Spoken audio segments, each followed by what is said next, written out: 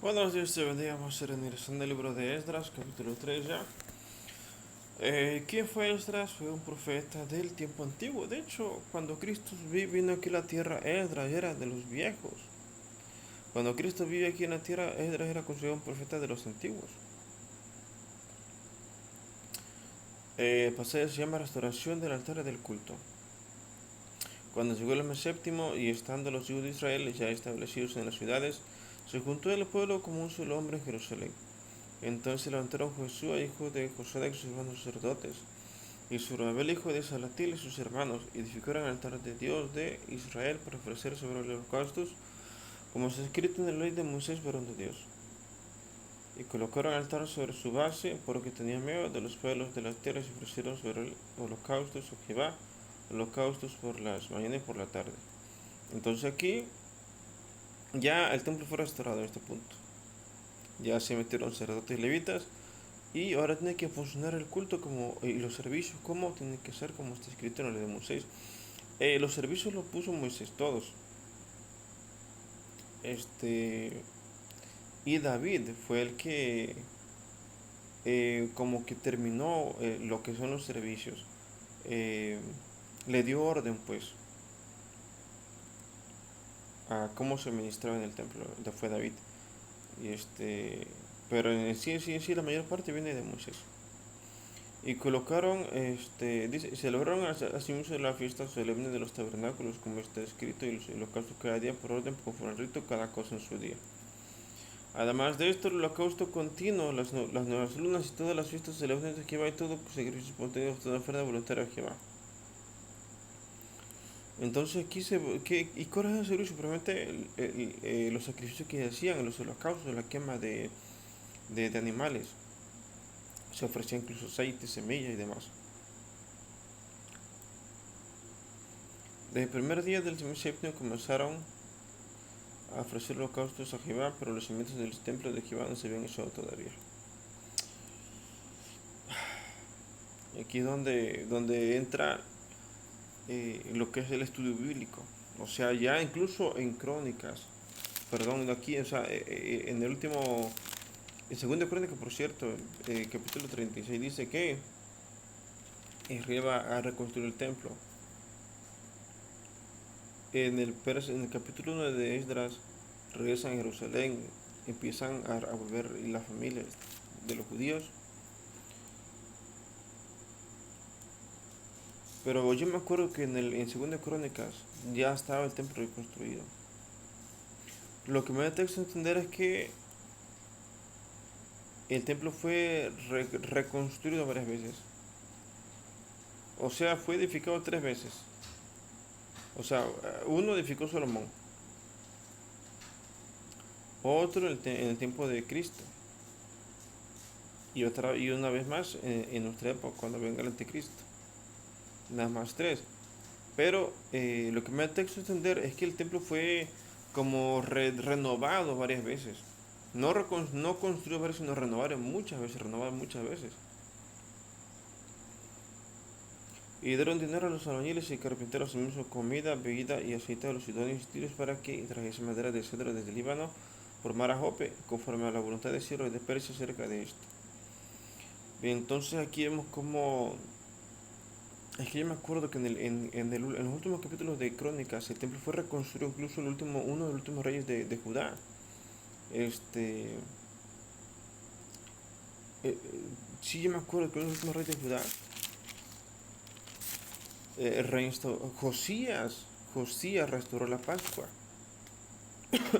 Lo que me enteré del texto es que el templo fue renovado varias veces, varias veces. No reconstruido, sino renovado, es diferente. Vamos con el siguiente pasaje. En la ocasión de los cimientos del templo. También recordemos esto, o sea, nosotros vemos con uno, dos, tres capítulos, pero en esos dos, tres capítulos podrían haber pasado decenas de años, décadas. Ahora vamos con el siguiente pasaje. Dice: colocación de los cimientos del templo. En el año segundo de su venida a la casa de Dios en Jerusalén, en el mes segundo, comenzaron Zorobabel, hijo de Salatiel, Jesús, hijo de Josadak, y los otros sus hermanos, los sacerdotes y los levitas, y todos los que habían venido de la cautividad de Jerusalén, y pusieron levitas de 20 años arriba para que activasen la obra de la casa de Jehová.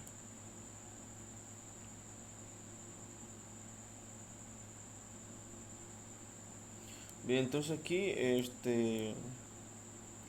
va a reconstruirse, no reconstruirse, renovarse. Es lo que va el texto de renovación, o sea, porque incluso otros pastores, yo escuché otros pastores dicen que el templo solo será construido 3 veces. Uno lo hizo Salomón, el segundo en la época de Cristo y el tercero en nuestra época cuando venga el anticristo, nada más 3 veces. Y Dios solamente pudo construir el templo 2 veces, no tres. Dios no pidió, o sea, si tú lees la Biblia, eso lo escuché otros pastores, no hay un solo capítulo donde Dios manda construir el templo una tercera vez. En nuestra época no lo dice así. Sin embargo, él dice que será construido, pero no porque Dios lo pidió, sino porque los judíos quisieron. Verso 9. Jesús también y sus hijos, sus hermanos Cadmiel, sus hijos de Judá, como un solo hombre, asistían para activar a los que hacían la obra en la casa de Dios, junto con los hijos de Enadat, sus hijos y sus hermanos levitas. Y cuando los albañiles del templo de Jehová echaban los cimientos, pusieron a los sacerdotes vestidos de sus ropas y con trompetas, y los levitas, hijos de Asaf, con símbolos para que alabasen a Jehová, según la ordenanza de David, rey de Israel.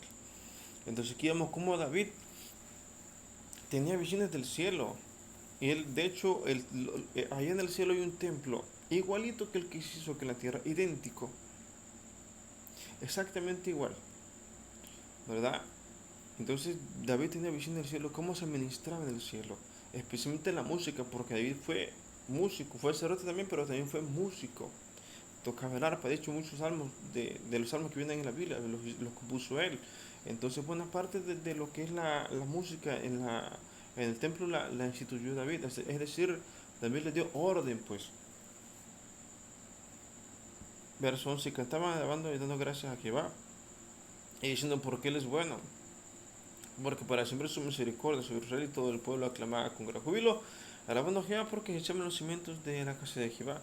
Y muchos de los sacerdotes, de los levitas y de los jefes de las casas paternas, ancianos, que han visto la casa primera, viendo echar los cimientos de esta casa, lloraban en altavoz, mientras muchos otros daban grandes gritos de alegría. Y no podía extinguir el pueblo el clamor de los gritos de alegría de la voz de lloro, porque clamaba el pueblo con el júbilo y se oía el ruido de hasta lejos.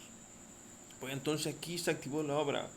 Entonces, como le dije, el templo fue renovado una vez más con Josías en el libro de Crónicas, en el último capítulo de Crónicas. Josías renovó el templo otra vez, e instituyó la Pascua, los levitas y todo, se metieron los levitas y los sacerdotes se metieron en el templo y todo.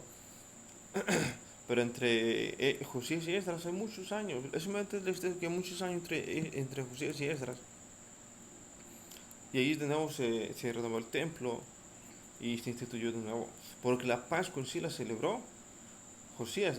Si ustedes ven en 2 de Crónicas, capítulo 35, Josías celebra la Pascua. Y solo celebra la Pascua cuando ya está hecho el templo, cuando está activado todo. Entonces, como apariencia de este capítulo, del capítulo 3 de Esdras, el templo fue renovado muchas veces a lo largo de la historia. Muchas veces. Renovado, no construido, renovado varias veces. Bueno, y ahí acaba este tercer capítulo del libro de Esdras. Y como le dije, como enseñanza de este día, el templo fue renovado varias veces. Es como pintarlo otra vez, ponerle acabados y así. Bueno, eso era todo por hoy. Nos vemos en un próximo video.